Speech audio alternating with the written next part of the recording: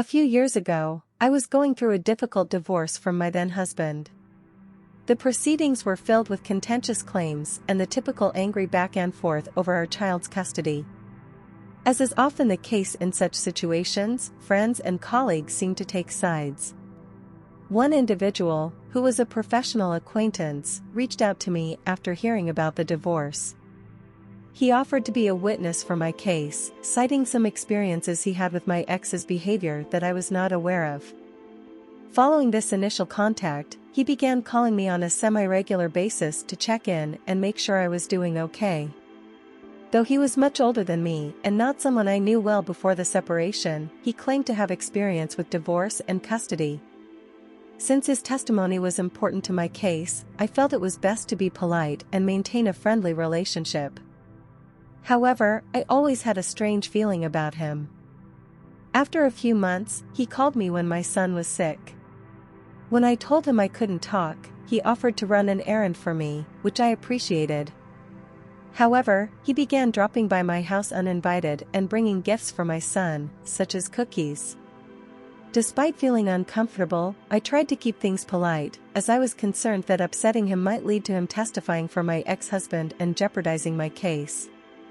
He had helped me set up a security camera system and walked my dog on another occasion, using and returning a spare key the same day. One evening, he showed up while I was painting and insisted on staying to help, even though I wanted to do it alone. He also brought magazine photos of home decor and became overly enthusiastic about finishing the house. This made me feel uneasy, so I made an excuse to leave and started ignoring his calls. I eventually took my son and dog to stay with my parents for a few weeks to avoid him. When I returned home, he seemed to have gotten the hint and didn't drop by. The next day, I took my son on an outing to the zoo and we returned home exhausted. After putting him down for a nap in my bed, I also decided to rest. When I woke up an hour or so later, I immediately sensed that something was not right. As I opened my eyes, I saw a rose bush on my bedside table with a Postit note about planting it in the yard. It was written in a handwriting that I recognized and sent shivers down my spine. As I got up to wash my face, I realized that my bathroom mirror was covered in Postit notes with creepy messages that were meant to be affectionate, but instead filled me with fear. I couldn't understand how they got into my locked house, yet there were hundreds of them, covering the walls and even inside my coffee maker. As I gathered them into a pile, I came across a note in the kitchen that made my blood run cold. You're cute when you think no one is watching you. It was placed right next to a security camera that the same individual had helped me set up months earlier. I was beside myself with fear and immediately called my parents, sending them photos of the notes. My father advised against calling the police as I was still in the midst of a custody battle, but suggested changing the locks and adding a chain to the front door. We also changed the passwords on the security cameras, which had been installed to capture any attempted break-ins by my ex. There was one camera on the front porch and 3 inside the house, including one in my bedroom. This man had been able to see and hear everything that had been going on inside my home for months. I realized that he must have paid attention to my passwords when I had set up the security system. The only way he could have entered my house was if he had made a copy of my key on the day that he had access to it. Since my dog was familiar with him, he wouldn't have barked to warn me, which scared me even more. I was terrified. This man had been inside my house for a long time and had been right next to me and my son while we were sleeping. He clearly thought that this behavior was acceptable.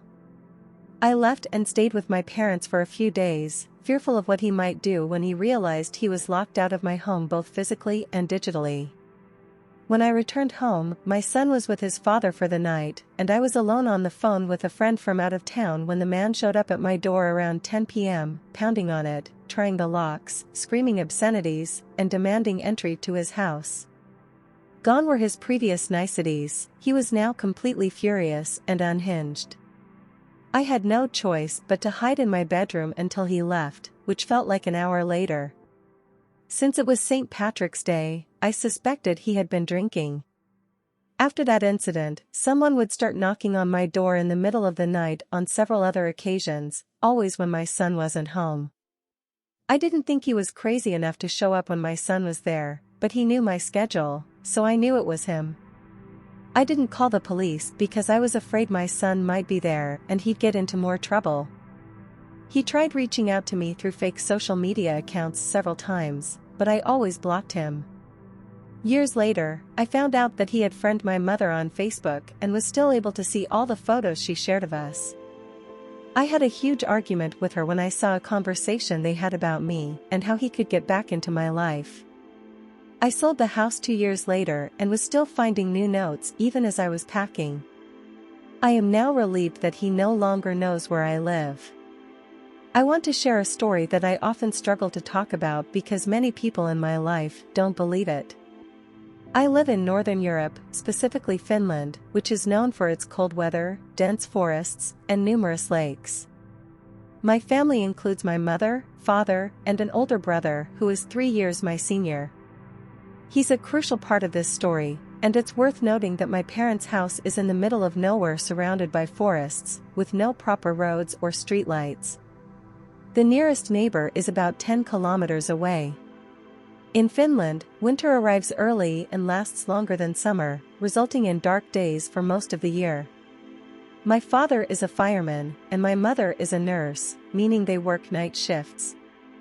They have left me and my brother alone at home since we were toddlers, although I don't know if it's legal.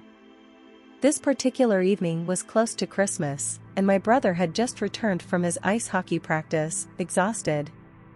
Our parents had gone to work at night, as usual, leaving us alone. At the time, I was 8 years old, and my brother was 11. We often slept next to each other downstairs in our parents' bed, but I decided to sleep in my own bed upstairs that night. My room faced the forest, and my brother's room faced the only dirt road near us. There's a hall and a toilet between our rooms. After eating and brushing our teeth, we went to our rooms upstairs. I lost track of time as I played with my Nintendo under the covers. I knew my brother would scold me if he found out, so I stayed quiet. Suddenly, I heard something outside, but I ignored it at first. Living in the middle of the forest, you hear unexplained sounds at night all the time. It started as a small noise, but then someone started shouting, almost screaming. It sounded like a grown man who might have been wounded or hurt. I lifted my head from under the covers, startled, and called my brother's name, but he didn't answer. I got up from my bed and ran to his room, where I found him sleeping soundly. I started shaking him to wake him up while checking his alarm clock, which showed it was nearly 2 in the morning. My brother woke up confused, and I whispered to him, "Do you hear that?" He sprang up, didn't say a word, but walked towards my room. From the depths of the forest, a loud scream echoed, startling us. Standing in my room, we peered out into the dark abyss, trying to locate the source. "Someone might need help," I whispered, but my brother's expression remained stoic as if chiseled out of stone. "No one needs the help of 2 kids," he retorted, "and if they did, they would be screaming for help, not just shouting." He pivoted and headed downstairs, and I followed. Our house boasted 3 doors, all of which he checked to ensure their locks were secure. He picked up our father's high-powered headlamp and the landline phone before dialing for assistance. After switching off all the lights, he led me back upstairs, but midway, he froze. The shouting had taken on a different tone, a resentful and infuriated one, as if annoyed we hadn't come out to investigate. My brother clasped my hand tightly and tugged me into his room, shutting the door behind us. We huddled in silence as darkness enveloped us. He didn't use the headlamp but kept 112, our emergency number, on the phone screen. Gradually, the shouting grew louder until it was right outside my window, accompanied by incessant thumping. Overcome by fear, I broke down in tears. Despite my brother stroking my head to calm me down, I remained terrified as the sound grew closer and closer. It had climbed the fire escape and was making its way towards my brother's window. Suddenly, the voice stopped screaming, but we could still hear it clinging to the rain gutters, trying to get closer to us. After a moment of silence, my brother turned on his headlamp and pointed it towards the window, but saw nothing. He turned off the light and waited, trying again to see something, but with no luck. Suddenly, there was a loud crash, and my brother shone the light on the window to see a trace left from someone breathing too closely on the glass. We then heard moaning and groaning that sounded only partially human and full of anguish. The voice then became angry and started hitting the wall of our house before whining and moaning again. It no longer sounded human at all, and my brother comforted me while we listened to the strange sound for a long time. I eventually fell asleep and woke up the next morning to find myself in my brother's bed. When my father returned home, my brother happily greeted him while I wondered if it had all been a nightmare. At first, I had convinced myself that the terrifying experience from my childhood was just a nightmare, especially since my brother never mentioned it the morning after. But that belief changed when my brother recently came to visit me in the capital city, where I live for university. He had just broken up with his long-term girlfriend and I offered him a place to stay. We spent the night drinking wine, watching a movie, and catching up on everything. As we talked, the darkness outside my window reminded me of the nightmare I had as a child, where someone screamed behind my window and I hid in my brother's room with him. I shared the memory, and my brother's reaction startled me. He looked at me with wide, pale eyes, like he had seen a ghost. When I asked him what was wrong, he was surprised that I remembered and hoped I had forgotten. He then shared his side of the story, revealing how he had stayed up all night, guarding me while I slept, and even went outside to look for tracks the next morning, but they were covered by the snow that had fallen overnight. This revelation shattered my belief that it was just a nightmare and made me realize that the experience was real.